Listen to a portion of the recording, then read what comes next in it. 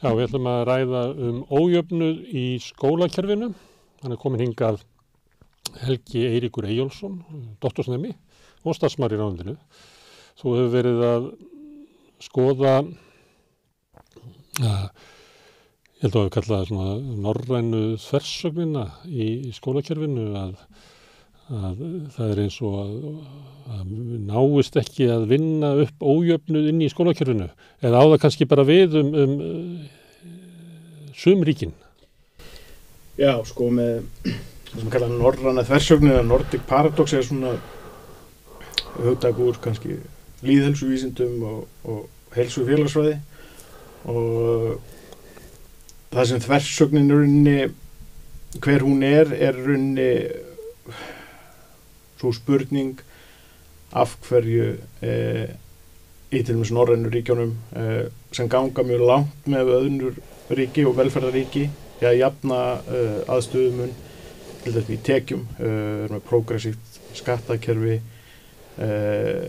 mikil útgjöld og almenna heilbrigðisþjónustu, heilbrigðiskerfi, opinbert menntakerfi sem er eða mjög miklu í opinberu fé sem á að minnka stéttamun. En þannig að af hverju samt er útkoma til dæmis í lífslíkum há í rauninni af hverju er hún ekki betri en í öðru velferðaríkjum eða jafnvel ríkjum sem eru ekki velferðaríki og í sumum tilvikum jafnvel hærri, ójöfnuðurinn í lífslíkum jafnvel hærri. Þetta eru kallaður rauninni norræna þversögnin. Og svona er bent á þetta svona fyrir kannski þetta 10-15 árum síðan og það sem ég vildi skoða er hægt að finna þessa norrænu þversögn á fleiri stöðum og ég er að líta þarna til menntunar. Og metur þá bara árangur fólks í skólum eða krakka eiginlega? Já, rauninni þau gögn sem ég er að notast við eru úr PISA-rannsókninni eða PISA-könnuninni sem býr yfir töluvert meiri upplýsingum en kannski almennt í almennu umræðu. Það er svona er oft talað bara versnandi árangur og 3 ára fresti en þessi rannsókn er með urmul af upplýsingum og ég er að nota runni þau gögn til að geta borið saman hópa í íslensku skólakerfi og einnig ég er að skoða Norðurlöndin. Þú ert að bera saman árangur krakkana, já, eða hvort að hann fari versnandi eða batnandi, eftir stéttum. Já, eftir stéttum. Og hver er niðurstaðan? Niðurstaðan er svo að það er ekkert að tala norræna þversögn til dæmis árið 2000 á 2 Norðurlöndum, Íslandi og Finnlandi, sem sýndu fram á mikinn jöfnu í menntakerfinu, það er að segja. Og hvað þýðir það? Það er hægt, síðan eru svona mælingaleg atriði þarna sem ég ætla kannski ekki vant, sem kannski tæknilega skemmtileg, en kannski ekki skemmtileg að hlusta á, en það er lítill munur raunni á krökkun sem foreldra sem eru þá í efstu stétt eða svona stjórnenda sérfræðinga stétt með við börn sem foreldrar sem kom úr verkamanna stétt eða svona ófaglærum störfum. Hann er lítill, hann er lítill eða hann var lítill? Hann var lítill árið 2000. Já, í þessum 2 Norðurlöndum? Já. En meiri þá í Finnlandi og... í Finnlandi, fyrirgefðu, í Svíþjóð, Danmörku og Noregi? Danmörku og Noregi. Þá var hann kannski á svona pari við Evrópu. Já. Ef við förum til 2018 sem og ég er að tala lesskilning, að þá er þessi munur, það er engin sérstæða Norðurlandana í sjálfu sér. Þau eru ekkert jafnari, sína ekkert jafnari en önnur löndin sem við tökum Evrópu. Það sem hefur hins vegar breyst er að Ísland, bæði Ísland og Finnland hafa náð Norðurlöndunum í ójöfnuði sem alla myndi verið til þess neikvætt. Það er meiri ójöfnuður á Íslandi í námsárangri í lesskilningi yfir þetta tímabil, og þetta er 20 ára tímabil. Þannig að þau krakkar sem voru 15 ára þau tóku þetta próf eða rannsókn hvað við kölluðum árið 2000 að og svo eru þess að 15 ára krakk og síðan 2018 senast, svo kom hann enda næstu niður 2020, desember 2022 en hann hefur aukist og hann hefur aukist alveg töluvert og nokkuð bara jafnt stígandi þannig og þá eðlilegt að spyrja af hverju þá einmitt eðlilegt að spyrja af hverju og það er sérstaklega athyglisvert að því þetta eru 2 lönd þannig að það er ekki það að hafa eitthvað bara þessi sér íslenskt heldur er eitthvað sem hefur gerst hér sem hefur líka gerst í Finnlandi eitt sem hefur gerst í báðu löndunum og þetta er svona þetta er ekki svarið spurningu en þetta er svarið spurningu sem kemur mjög oft er eitt sem breyst bæði í Finnlandi og Íslandi er mun meiri fjöldi innflytjenda og börn innflytjenda og börn sem eru innflytjenda þá spyrir ok, er þetta sem sagt kemur hann fram þar er það ástæðan fyrir auknum ójöfnuði þegar sér sagt þessu stéttamun sem að gæti verið að skólakerfið er ekki undir það búið að taka við krökkum sem hafa ekki íslensku eða finnsku sem móðurmál og það birtist í því að það verið lakari útkoma hjá innflytjendum og innflytjendur eru miklu fjölmennari í lágstéttunum og þess vegna kemur þetta fram. Já, og svarið því nei. Það er ekki ástæðan. Akkur ekki? Vegna þess til dæmis að þú tekur sem sagt 2018 og per það saman 2015 þetta er að 3 ára fresti og til dæmis batnaði staða innflytjenda samkvæmt PISA og eiginlega bara töluvert á meðan hún hjá innfæddum lækkaði kannski ekki töluvert en samt alveg nokkuð mikið sem þýðir það ef innflytjendur hefði ekki verið þá hefði runni meðaltalið okkar í PISA lækkað enn meira þannig að runni en hins vegar er ennþá mikill munur til dæmis á innfæddum krökkum ef við getum orðað þannig og þeim sem eru innflytjendur bæði annarra kynslóð innflytjendur þar að segja börn sem fæddust hér hafa búið hér bara frá fæðingu en eiga foreldrar sem innflytjendur og börn sem eru innflytjendur sjálf. Þau standa lakar en þau eru ekki skýringin á því að þróunin er niður á við. Nei, það er ekkert að kenna innflytjendum sem gæti alveg verið sjálf sem möguleiki eða þá að skólakerfi væri vanbúið að taka á móti þessu fjölda innflytjenda. Það er ekki málið. Þannig þetta er samt stéttarlegt mál. Já, algjörlega og runni í þeim tölfræði líka sem eru notuð til að meta þetta þá er hægt að þú getur stjórnað runni fyrir áhrifum innflytjenda í þessu og þá breytast aðeins hallastuðlarnir í sambandi við ójöfnuðinn en ekki mikið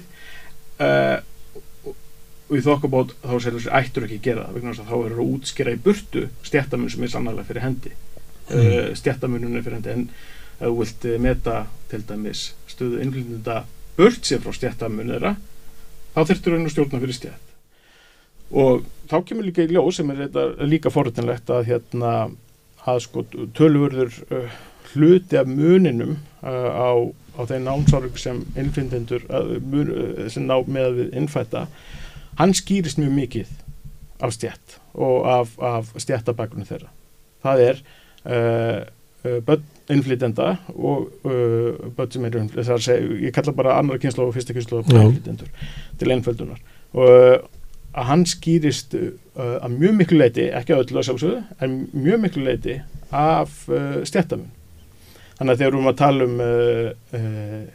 innflytjendur eða það er áskorun sem í skólakerfinu varðandi það að innflytjendur fá jöfn tækifæri sömu tækifæri í íslensku samfélagi og menntakerfinu börn eru það sem ég er líka að segja er að börn eru meira en bara innflytjendur þau eru líka koma úr stéttskiptu samfélagi sem Ísland er þannig að innflytjendakrakkar sem eru koma af heimilum í hærri stéttum að þeir standa sig betur eða minna verr heldur en krakkar í sambæriðstöðum heldur en þeir eru komin í lágstéttum þá verður munurinn á milli innflytjenda og innfæddra meiri en í efri stéttum. Ég er bara að reyna að skilja þetta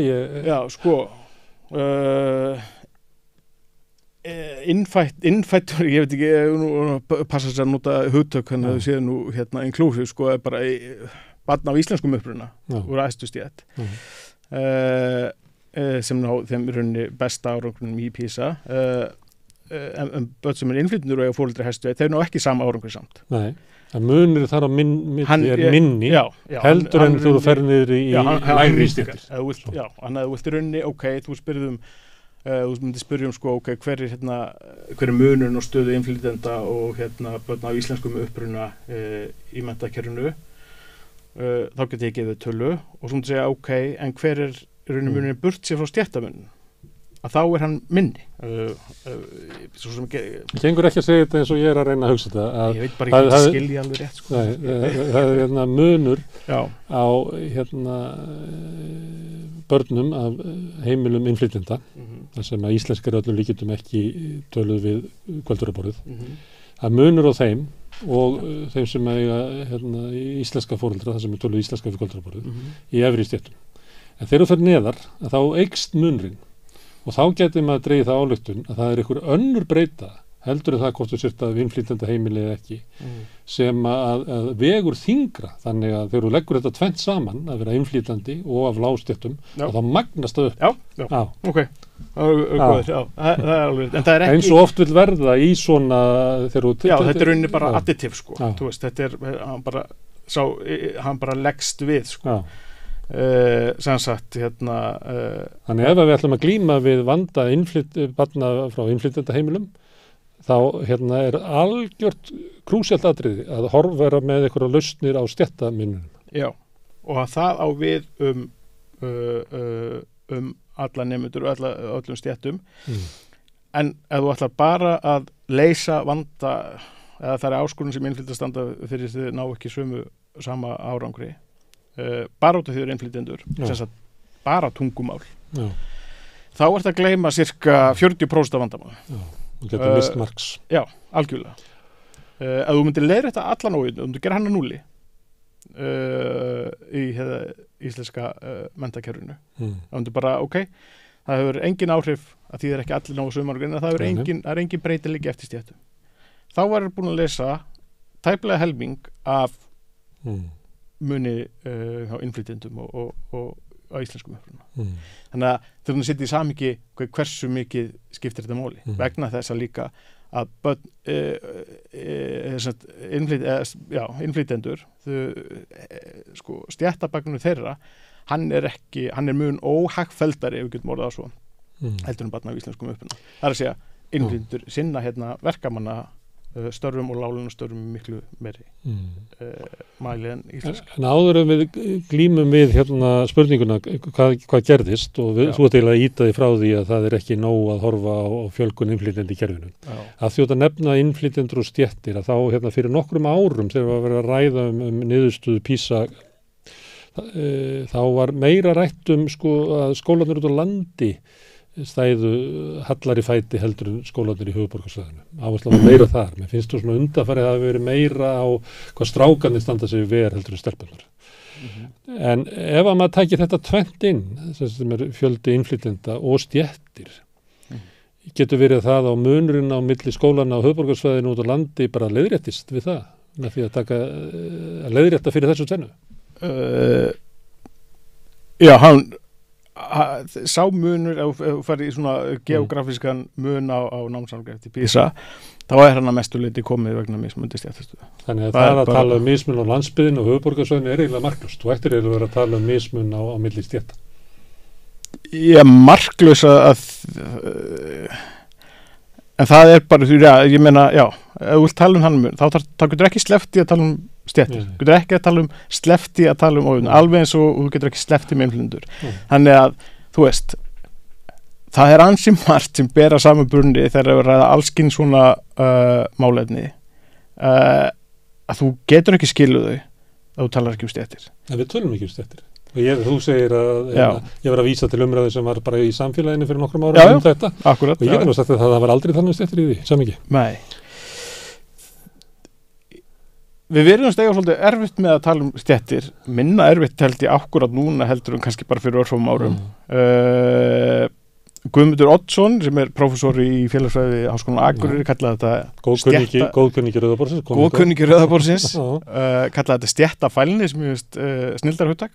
Stéttafælni hjá hverju? Já, bara hjá bæði sjálfur sér fræðimönnum í til dæmis í félagsvísindum og bara almennt í svona fjölmiðlum, stjórnmálum, já, stjórnmálum almennum og það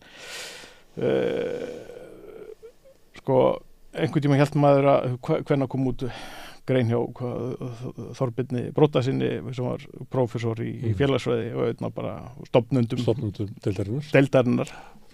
Hann skrifaði myth of bara einhvern mítan stéttleiti Íslands. Hann skrifaði það 74. Næsta ári verður hálfu öld liðin. Já, einmitt. Það hefur ekkert breyst. Það hefur smá breyst, en ekki eins mikið og ég bara einhvern veginn hélt. Þetta væri bara en þetta svolítið, það eimur svolítið ennþá að þessu. Og ég veit ekki af hverju, því að við getum, það verðist ekki verið vandamál í íslensku samfélagi eða svona í umræðu menntamáli eða samfélagsmáli tala til þessum innflytjendur. En það verðist vera svolítið erfitt Kynin, við höfum mjög að tala um kynin, já, en einhvern veginn við höfum erfitt að tala um stéttir finnst mér, sko. Ég veit ekki alveg ástæðan fyrir því. Þú veist, kannski það því að innflytjendur eru mjög, þú veist, þú getur bent á innflytjendur að þeir eru öðruvísi en hinir sem eru ekki innflytjendur. Þeir tala annað tungumál og siðir og venjur eða eitthvað svona, þetta við eða hinn, sko, ég veit það ekki alveg. En þegar þú tala um stéttir þá ertu bara að tala um nágrannana, sko, eða ekki nágranna. Þú ert að tala um fólkið, þú ert bara að tala um. En að þið nefndum kynin að því að það sem hefur verið undanfarið mest talað í tengslu við PISA eru munur á kynjónum. Já. Þú lagar það ekki með stéttagreiningu eða? Nei. Eða þú veist, það er ekkert minni munur á milli stráka og stelpna í efri lógunum? Nei. Heldur en neðri lógunum? Nei, það er rauninni sjálfstætt. Það er alltaf jafn glataðir, strákar. Nei, þú veist, svona, nei, alls ekki, sko. Eða þú veist, það er talað um mun í lesskilningi, í mitt sem hann birtist í PISA. En PISA er með 3 víddir sem læsi og lesskilninga, lesskilningur, læsi á starffræði og læsi á náttúruvísindi. Í starffræði mælist engin kynjamunur. Í náttúruvísindum varla. En hann mælist töluvörður í lesskilning. Og sá munur er töluvörður, hann mælist reyndar í hverju einasta landi, töluvörður, sérstaklega í lesskilningi. Og það talaðum 30 já, svona kannski bara í nýjustu síðan frá 2018 þá hann kannski, svolítið aðeins meiri en hér en svona meðaltalið í OECD-ríkjum.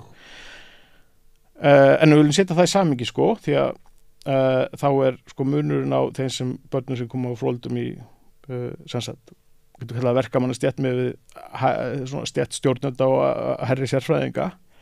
Það er töluvert meiri munur en kynjamunurinn, til dæmis. Jafnvel hátt í, tvöfaldur munur, sko. Það er að segja munurinn milli stráka og stelpna og munurinn milli æðstustjætta og lægstustjætta því, hann er tvöfaldur, sko. Það er að segja, þegar þú hefur áhyggjur af strákunum, þá er tvöfald meira áhyggjur af stjættum í sjálfu sér. Þetta hlýtur að vera áfall fyrir skólafólk, því að hugmyndin á bakvið opinbert almennt skólakerfi var að allir hefðu jafnan möguleika. Já. Og skóli hefur sem að þú geti fundið gamalt skólafólk sem segir að skólakerfið er stæðsta jöfnunartæki í samfélaginu. Já. Svo vil að segja að það virki ekki þannig. Ég get allavega sagt það og það er ekkert sérstaklega, gleður mig ekkert sérstaklega að segja það,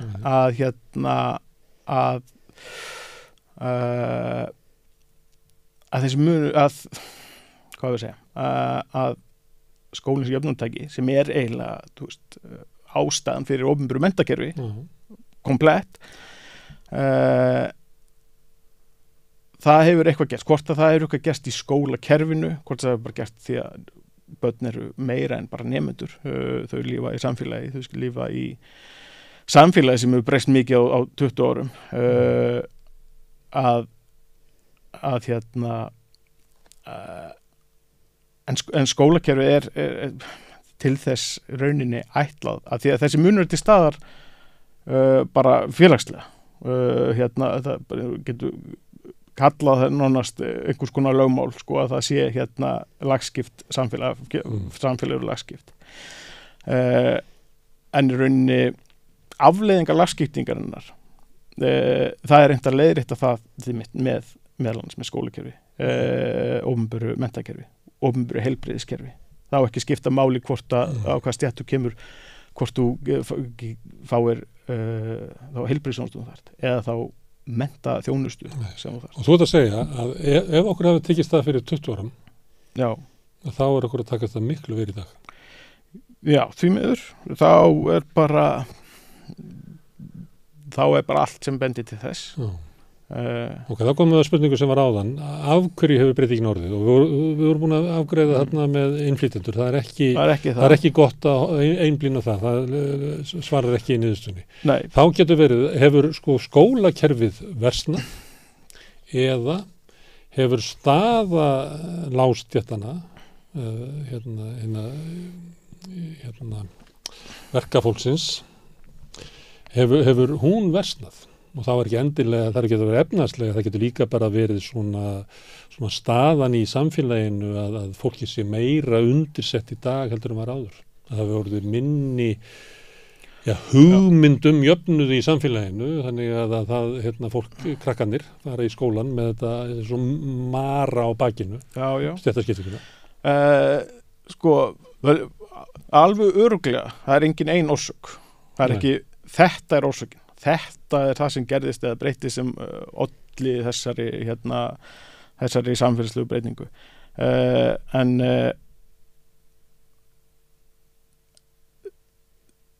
þannig að en það er eitt ljóst að ég veit ekki hvort að ég ætla nú ekki treystum ekki til að skólakerfið sé verra því að það er ekki verra fyrir börnin af úr hagfelldari stéttum. En sem jöfnunartæki þá virkar það ekki eins vel sem jöfnunartæki eins og það gerir fyrir 20 árum. Það getur gert, svo getur orðið verra þar, við getum ímynd okkur það. Segjum að kerfið hafi verið þarna og það hafi verið svona ríkjandi hugmyndin í skólakerfinu, það ætti að vera stuðlað auknum jöfnuði. Síðan breytir samfélagið, viðhorfin í samfélaginu og innan skólakerfisins er bara lögð minni áherslu á þetta. Þannig að það þykir orðið meira í lagi að láta krakkanna sem að koma að vera nestuða heiman og eru með minni stuðning þar, slæta bara í burtu. Af því að fókusin á að vera á dugsana. Já. Ég er ekki að segja þetta sé svona. Ég er ekki að segja þetta sé svona. Þú veist, svona lógískt, þá gæti það verið. En það er líka, ég meina, foreldrar eru miklir áhrifaldar og líf barns ef foreldrar leggja minni áherslu á menntun eða foreldrar á helst ekki meira áherslu á menntun og þá getur viðhaldið þessu svo gæti líka verið bara aðstæðan það er náttúrulega hefur verið einhver hluti af þetta hluti af svona stærri verkefni sem að kanna félagslegan hreyfanleika á Íslandi eða félagslegan stéttarhreyfanleika, það er að segja líkurnar á því að rauninni ná kannski að herri að hagfelldari stéttastuðu heldur en þú fæðist í eða foreldræðinir. Sem er rannsóknarefni í þinnar dóttursetningar. Já, og þetta í rauninni getur gefið svona hvað við kallar maður slettir early indicator svona það hvort séu breytingar í félagslegum hreyfanleika framundan. Þú grunum það að við dreigið úr félagslegum hreyfanleika. Já, þetta er svona verið spennandi þess að það muni draga úr félagslegum hreyfanleika seinna því að þetta er á 15 ára börnum að eftir 15-20 ár að þegar þessi börn eru komin runni orðin 30-35 ára gömul að þá er svona stéttastaða þegar orðin nokkuð ljós, hún breytist lítið eftir almennt tali svona 35 ára aldur að því að börnum sem gengur ver í skóla eftir þessa 10 ára skildu skólagöngur 15 ára þau eru ólíklegri til að útskrifast úr framhaldsskóla, þau eru ólíklegri til að útskrifast úr háskóla, þau eru líklegri til að þurfa að vera atvinnulaus, heilsa þeirra er almennt verri og eiga svona tekju og tekjulega séð og þau eru brothættari stöðu bara í efnahagslegum hverfubiljum sem geta skollið á Líklegri til þess að verða fórnarlömb grimmdar stéttaskiptingarinnar. Það er Mætti orða það þannig. það er hægt að orða það þannig sko. Þannig að og það ef þau börn eru líklegri til að koma úr aðstæðum svona verkamanna aðstæðum, láglauna aðstæðum, að þá er rauninni festastöð þar sko. Og það er rauninni lýsikerfi sem þjóðfélagi sem býður ekki upp jöfn tækifæri sko. Sem svona grunn hugmyndin sko. En þegar þú ert að lýsa þessu þá dettur mér í hug, það er kannski ekki hægt að mæla það, en á einum tíma gætu foreldrarnir að verkalýðsstétt hvatt börnin til þess að læra, til þess að standa sig vel í skólanum, vegna þess að það verið líkilega á því að koma að losna. Þetta er mjög algengt á innflytjendum til dæmis að foreldrarnir eru bara fórna sér fyrir börnin til þess að þau geti komist upp stétt. Rétt. Í samfélagi það sem ekki félagslegur hreyfanleiki þá náttúrulega hætta foreldrarnir að hugsa svona, vegna þess að þau sjá að það þýðir ekki. Já, og svona, þú veist, það hefur líka verið svona í vestrænum samfélagin svona lykillinn að því að færast upp stétt sé í gegnum menntun. Að það sé rauninni en þegar sambandi milli sko uppruna og menntunar útkomu er sterkt, þá er minni hreyfanleiki sko. Þannig að þú veist, ef það er mjög litla líkur á því að barn úr verkamannstétt sæki sér menntun, kannski háskólamentun sem gefur í færi á meiri sérfræði störfum, að þá er menntun ekki þá nær hún ekki að hjálpa til við þeirra félagslegan hreyfanleika sko.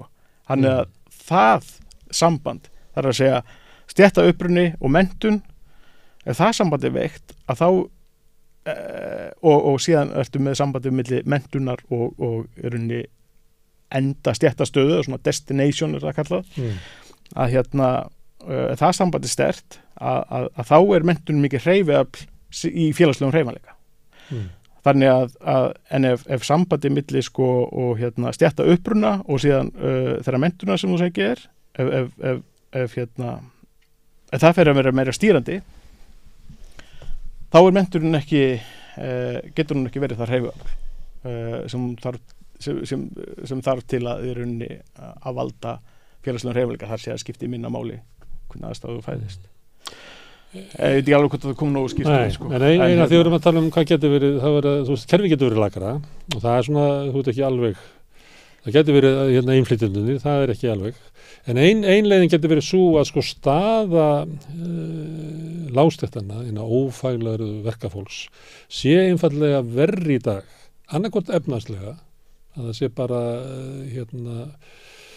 að lífsbaráttan sé harðari, eða þá svona samfélagsleg staða þeirra, þannig að þau upplifi sig sem möguleikana til dæmis á að stéttarlegum hreyfanleika sem minni.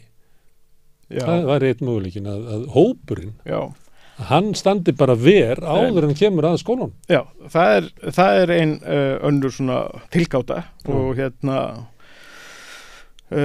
rauninni að það hefur verið mikil félagslegur hreyfanleiki og breytingar á vinnumarkaðunum sem þessi runni þessa hagfelldari stéttir á stækka, störfum í þeim hefur fjölgað mikið sko og að þannig að þá hópur sem upplifði ekki þennan hreyfanleika að hans runni þó að minnki standi runni ver og það er svona svolítið svona einkennilegt, hvernig getur mikill félagslegur hreyfanleiki valdið meiri ójöfnuð, því að er það ekki það sem félagslegur hreyfanleiki gerir, hann er að minnka ójöfnuð. En þetta er svona hinn hliðin á peningum að þeir sem runni sitja eftir til að finnst ekki þægilegt að segja sitja eftir að sé eins og en að þau á einhverjum öðrum orsökum séu að glíma við miklu meiri áskorunir heldur en hópurinn gerði sami hópur gerði fyrir löngu síðan sko, eða kannski 20, 30, 40 árum. Þannig að þegar ófaglegt verkafólk var kannski 40% af hópnum, þá var þar inni alls konar fólk og svo líður tíminn og mikið af því fólki, náttúrulega komið nýtt fólk, vinnur sig upp stétt, en þeir sem ekki tókst að vinna sig upp stétt, að þar situr eftir mikil veikindi, einhver veikleiki til þess sem heldur fólki í meiri fátækt og gerir tækifæri barnanna lakari. Og þá getum við sagt það, svo að við séum ekki eins og við séum að dæma fólki sem situr eftir, að þá kemur í ljós hæfileika leysi skólakerfisins og samfélagsins í heild til þess að rétta stöðu þessa hóps, vegna þess að hann að einhverju leyti öðruvísi heldur en hópurinn var þegar það var 40% sveini. Við getum þetta verið eitthvað svona. Ég held að það geti verið nefnilega. Og það hefur og ég mitt fyrir einhverju viku síðan, mánuðum síðan var ég mitt að hypotheresera þetta og mér fannst mér hans snjall sko. Og svo las ég betur grein sem var mitt þennan Nordic Paradox í heilsu að þá frægur maður sem stakk upp á því sama. Hann allavega ég ekki þessi hugmynd mín þó ekki ekki ný en ég get allavega stuttað með þannig að það frægur vísindamaður sem allavega stakk upp á því að þetta gæti verið einn hluti af þessu norrænu þversögninni heilsu og þá alveg að samaskapi norrænu þversögninni í námsárangri og uppni námsárangri sko. Sem væri náttúrulega rosaleg, hvað við kalla það, svona sóun samfélagsins á að akta gagnvart þessum hópi á sama hátt og að talið vera eðlilegt að gera, þú eru bara bjargaðir út úr þessu einhvern veginn, en svo þetta taka endalaust dæmi af þessu, við getum ekki dæmi af, ef ég má, af þessu áfengismeðferð. Það kemur ykkur hópur inn og hann fer í meðferð og gagnast honum sú meðferð og þá hættir sömu til þess að segja að við erum ekki búin að finna upp meðferð sem gagnast bara 30%, en 70% gagnast þeim ekki. Og hvað er við þá að segja við þann hóp? Að hann sé ómúlugur? Eða ég að horfa á það þannig að við erum ekki búin að finna upp meðferð sem að gagnast þessu 70%. Nei. Og svo getur við haldið áfram, svo finnum við nýja meðferð. Alltaf situr ykkur hópur eftir þess að við erum ekki búin að finna upp meðferð sem að gagnast þeirri fólki í þeim aðstæðum og þá hættir okkur til þess að skamma það fólk frekar endur að horfa á það við verðum að flýta okkur að finna meðferð sem hentar þessum hópi. Ég er bara að reyna að taka einhverja líkingar hvernig við bregðumst við sambærilegum stöðum. Já, mér finnst þetta bara mjög fín líking og og þetta mitt sko, þetta náttúrulega sjálfur sig getur maður að kalla þetta aukningi einstaklingshyggju sko, þegar ég menna við erum búin að reyna allt, það hlýtur að bara vera eitthvað hjá þér sko. Þú getur aldrei sagt það við barn, því að barn getur aldrei borið ábyrgð á þeirri stöðu sem það fæðist í. Þú getur aldrei búið ábyrgð á foreldrunum sínum. En þóttu við segjum þetta ekki, þá gerum við þetta svona gagnvart barninu. Því að þú ert eiginlega að sýna fram á það. Að kerfið gengur ver að taka á móti fólki úr lágstéttarheimilum. Notu það orð af því við mikið annað. Það gengur ver í dag, heldur ekki áður. Ávöxtur skuluðu þekkja þá. Já, það er bara því miður og þú veist en þú veist, það þýðir ekkert að fara að segja já, en við erum að þú veist, þetta er ekkert að kenna neinum ójöfnuð sko. En í fyrsta lagi þarf, ef þú ætlar að geta að díla við ójöfnuð og við menna tilgangur, eins og við segjum, tilgangur og menntakerfis er fyrst og fremst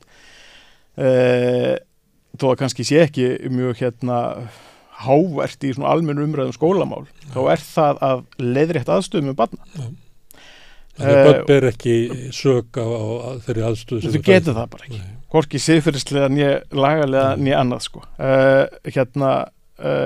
En til að vinna á þessum ójöfnu þá hlýtur það fyrsta skrefið að vita hver hann er, hvernig hann hefur breyst og hvort hann sitt í staðar. Því að það er oft sagt að það sé engin ójöfnuður í íslensku samfélagi. En það er bara að væri mjög einkennilegt að það væri ekki í sjálfu sér að Ísland hefði einhvern veginn fundið upp 300 manns eða 400.000 manns hafi fundið upp allt í einu stjættlust samfélag eða ólaskipt samfélag. Þú veist ekki það, Íslendingar mér haldið fram að hér var ekki rasismi, þannig að sjálfsmynd okkar er kannski ekki alltaf mjög skýr og klár. Nei. En einn möguleiki á hverju þetta hörnar þegar maður reynir að horfa til hvernig brugðist við ástandi og annar staðar það gerist það oft í svona kerfum að ef við hættum að horfa á tiltekið hlut, að þá, það ekki góð leið að hætta að horfa á vandamáli, þá yfirleitt að vext það. Og það getur líka verið að þessu 20 árum að þá hefur einfallega svona hugmyndin hlutverk skólakerfisins að jafna stéttamun, eða það að stéttamunnu sé okkar verkefni en ekki bara þeirra sem að þessi okkar að leiðir þetta fátækt en ekki hins fátæka. Já. Að það getur verið að þau sjónarmið hafi bara verið meira ríkjandi á þessari heldur og síðustu. Já, þú veist, það var aðrir kannan það betur en ég, en þú veist, það hefur náttúrulega verið tölverð aukning í svona almennt einstaklingshyggju síðustu áratugin á Íslandi. Þetta getur verið hluta því að það sé minna runni, þú veist, það er bara hver sinna gæfur smiður og ef foreldrar geta í sjálfu sér, ég minna, það er mjög erfitt að banna foreldrum að reyna að búa börnunum sínum hagfelldu skilyrði. Sumir foreldrar hafa bara miklu meiri tækifæri á því að gera það en aðrir. En við sem samfélag hlýtum, og ég minna það er nú bara orðað þannig í lögum grunnskóla og ég minna í aðalnámskrá að það er ekki skipta máli á hvaða stéttbarn kemur til að í tengslu við tækifæri til náms. Það kom inn í námskrá hvenær? Já, aðalnámskráin frá 2011. En ástættu versna sér þá? Þannig það batnaði ekki við að setja þetta í... Nei, ótrúlega þetta þetta getur verið svolítið áfall fyrir opinbera starfsmenn að sjá að þó að skrifa það niður þá verður það ekki. En það er allavega stefna, það er þetta að vísa í hana, sjáðu til. Það er þetta að segja, við eigum að gera þetta. En það líka þá náttúrulega að búa skólakerfinu og kennurum og skólastjórnendum og sveitafélugum að þau búið þeim björgum til þess að geta sinnt þessu hlutverki. Kennarar eru ekki óhlaðnir verkefnum, sko, ef þú horfir á þannig, sko. En kennarar eru sá aðili innan skólan sem hefur líklega hvað mest að segja um námsárangur barna. Kennarar geta við getum vel verið að við séum betri kennarar í dag en vorum við 20 árum, en verkefnið sé bara stærra en bætingin, eða þú veist, á kennurum, ég veit ekki það, en þú veist, það verður mjög óábyrgt og skynsamlegt að segja til með kenna, að segja að kennar eru bara ekki að sinna þessu, þeir eru verri. Það þarf náttúrulega að vera eitthvað kerfi sem getur veitt kennurum þær bjargir til þess að díla við í breytilegt samfélag. Minna, Ísland er ekkert sama samfélag og það var fyrir 20 árum. Nei. Persónulega myndi eitthvað segja, en því miður er líka þetta að segja. Já, ég minna það eru kostur og gallar við ansi margt, sko. En það að segja bara eins og oft, já, ég minna foreldrar sem eru til dæmis menntaðir, meira menntaðir, með háskólamenntun eða eitthvað slíkt, þeir náttúrulega þeir þekkja betur menntaumhverfi, þeir vita betur svona hvernig þú átt að navigera menntakerfið og geta veitt börnum þau ráð og þær upplýsingar á meðan kannski foreldrar með mjög litla formulega menntun þekkja það ekki jafnvel sem veldur en ég held að sé ekki lausn að segja bara við verkakonuna og segja, þú bara þú bara stiðja betur við barnið þitt í menntun sem kannski hefur brotna skólagöngu sjálfur að baki og skólinn var ekki af þægilegu staður og einhver sem átti bara mjög auðvelt með að læra og þarna geta komið ýmis atriði, andlegir erfiðleikar, lesblinda, ADHD, eitthvað sem veldur ströggli í menntakerfinu. Skólinn er náttúrulega ekki jafnaðartæki nema hann gerir ráð fyrir því að krakkarnir fari heim á heimili sem eru misjöfn í því að styðja. Það verður ekki jöfnuður nema að skólinn geti stutt barnið sem þú varst að lýsa, bætti upp það stuðningsleysi sem að fara heima þessar. Annars er þetta bara tómt mál, sko, að tala jöfnuð. Þá er í sjálfu sér engin ástæð fyrir eitthvað. Þá er þetta bara tækifæri barnsins þegar byrjar í skóla. Að það fá að nota, fá að nákvæmlega sömu skólagöngu alveg saman hvað hann kemur. Þá er ekki jöfnuður í því. Nei, það er bara... Segðu mér eitt, að því þú ert að rannsaka þetta, finnst þér ekki svolítið skrítið hvað þetta er hversu umræðu komið skammt á veg. Reyndar þegar við erum að fá fólk til að tala stéttir, þá eiginlega næstu helmingur af því sem okkur hefur tekist að ræða stéttir hefur verið menntakerfið. Það bæði auður Magdís hefur verið með og hún Rós Berglind Rós sem hafa verið með athygli á stéttaskiptingu í skólum. Já. Og nú þú. Já. En þetta samt eitthvað, það eitthvað að skríti við það, við sem að ræða svona. Já. Hvað lítil í Hagstofunni, þegar maður verið í Hagstofunni, ég get verið í Hagstofunni í Svíþjóð held ég, og séð lífslíkur eftir stéttum, ég get ekki verið í Hagstofunni í Íslandi. Vegna þess, og ástæðan fyrir því að Svíþjóð hefur búið til flokkunarkerfi, SEC þetta kallað Socio-Economic Classification, öðrunafni stéttir. Noregur hefur gert það, Bretland, og rauninni þær stéttir sem ég að lýsa hér. Ég ætla ekki að fara neitt djúpt í það, kannski þetta ekkert skemmtilegt sjónvarpsefni sko, en það byggir á sömu kenningalegu bakgrunni og það stéttir, og þetta rauninni þetta evrópska stéttalíkanið byggt á Goldthorpe líkaninu, Goldthorpe Eriksson líkaninu, sem aftur má rekja til Max Weber, þetta ekki marxísk stéttagreining, og voruði fyrirgefst með það á rauðaborðinu. Já, þú óttast Marx þá getur alveg notað þetta. Og já, sko, en það líka búið á því að Marx skilgreinir stéttir freka þröngan hátt, enda var hann að lýsa bara nýiðna samfélagi í Bretlandi snemma á 19. öld sko. Max Weber er að lýsa samfélagi, hann sagði allavega, hún fannst það að breyst. Ok, en þetta tæki notað víða Evrópu, en Íslendingar finnst það ekki gagna sér neitt. Það er ekki tilneitt Hagstofan, eða þú veist, nei, það er ekki tilneitt opinber flokkunarkerfi, stéttaflokkunarkerfi eða fólk hefur betra að kalla félags- og efnahagsleg staða eða bakgrunnur eða hvað sem sko. Nei, en það eru aftur Guðmundur Oddsson, svo ég vitni aftur í hann, mér finnst það nú bara líka svo ágætur sko, að hann hefur talað sko meira sé talað stéttir á Íslandi í gegnum stéttavísa eða svona, þá talað menntun sem vísir að stétt sko, eða tekjur sko. Þetta tengist þetta allt stétt, menn tekjur, ég menna almennt því hærri stétt, því hærri innkoma, því meiri menntun almennt, því hærri stétt sko. Almennt?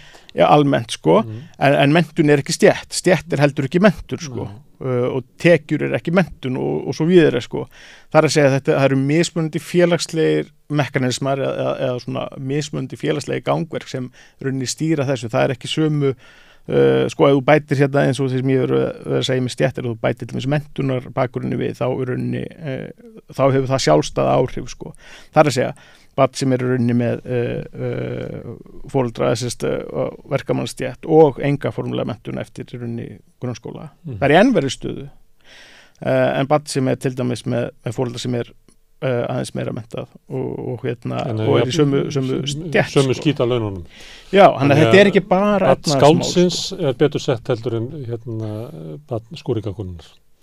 Eða þú veist að tekur svo dæmi svona það ég held að sem þetta tölvöld algengt að skúrikakonur séu tölvöld vel menntaðar sko, en það er annar ójöfnuður sko. Það er runni sem sagt innflytjendur séu almennt of menntaðir fyrir þau störf sem sinna, þeir bara. En spurningin er eiginlega þetta sem við erum að ræða núna, og þú ert að segja að það er verið að skoða breytingar á skólakerfinu, að þá sé stétt eiginlega líklega veigamesta breytingin, en við erum samt sáralítið að ræða út frá því sjónarhóttni, og það á við miklu fleira í okkar samfélagi, og spurningin er við ekki eitthvað svona hlægilega skamt á veg komin í þessu? Jú, bara einfalt svar held ég að sé, jú sko, en ég held að það sé að breytast, eða þú veist, allavega ég að tala það, þú talaður að þú veist, en maður líka byrju hver að tala stétt, ég menna, jú, eitthvað fólki í einhverjum háskólum hefur oft talað stétt sko, en ég held að þetta sé miklu almennara núna, ég menna, ég veit ekki, kannski er ég að lesa það vitlaust, eða kannski er maður bara það nákvæmlega það sem er að skoða, já, það er allir og yngra fólk á oft miklu erfiðara með að skilgreina stéttamun. Og ég held að það sé húsnæðiskerfið sem hafi afhjúpað það fyrir því. því að þar kemur það svo vel fram að segja hún sért bara rúmlega 30 eða eitthvað, að þá sérðu það bara á þínum kunningjahópi hvað stéttastaða skiptir miklu máli, hvort að sko þú fáir stuðning á foreldrunum til þess að kaupa þér húsnæði eða hvort þessi dæmdur til þess að vera á leigumarkaði fórnarlamb okrara það sem eftir ævinar. Já. Þannig ég held að það hafi verið sko mjög veigamikil þáttur í því að afhjúpa stéttamun á Íslandi. Ja, þetta getur verið eins og kannski Guðmundur kallar nýr stéttavísir, fattar þú? Því þú þarft að sjá þetta sko og umræðan stéttir, hver er hún, hvernig skilgrunum við stéttir, þú veist, það er talað bara millistétt, það einhvern veginn allir í millistétt, ég þó að þið séu í hærri stétt sko, en þú veist, hvernig skilgrunum millistétt versus efstastétt sko, það segist engi verið efstastétt, en það er svona samkvæmt þessu stéttalíkani er lágstétt sko, alveg sama þóttu sért að skýta launum ykkur staðar og leigir kjallara í Vesturbænum. Já. Að þá viltu líta á því sem til þess að millistétt. Já. Að því að hitt er svo mikið ginnungar gap, það þorir enginn að horfa þar niður eins og því. Nei, því er bara fordæming samfélagsins fylgir með. Sem að kannski kann að skýra hvað veikst aða barnanna af þessum heimilum þegar þeir komin í skólakerfið. Já, þetta er svona huglæg stéttastað sem er svona stéttavitund, Marx talaði mikið stéttavitund sko, og Guðmundur ég þarf nú að hætta að minnast á hann, þetta er nú vandræðilegt sko, að hann hefur mikið talað stéttamynd. Hann er aldrei of oft nefndur. Já, ok, hann á mikið heiðu skilið verið að tala stéttir, sem ekki margir hafa gert sko, sérstaklega eftir 1990 sko, það á 9. áraturnum var einhverjir, einhverjir fræðimenn í háskólanum sko, sem eru kannski en svona almennt, það eru stéttir á Íslandi, að sjálfsögðu, eins og einhverju einasta þjóðfélagi, og það er lagskipting í íslensku þjóðfélagi, eins og einhverju einasta þjóðfélagi. Spurningin er kannski fyrst og fremst, það verður alltaf til verkamannsstéttir, líklegast.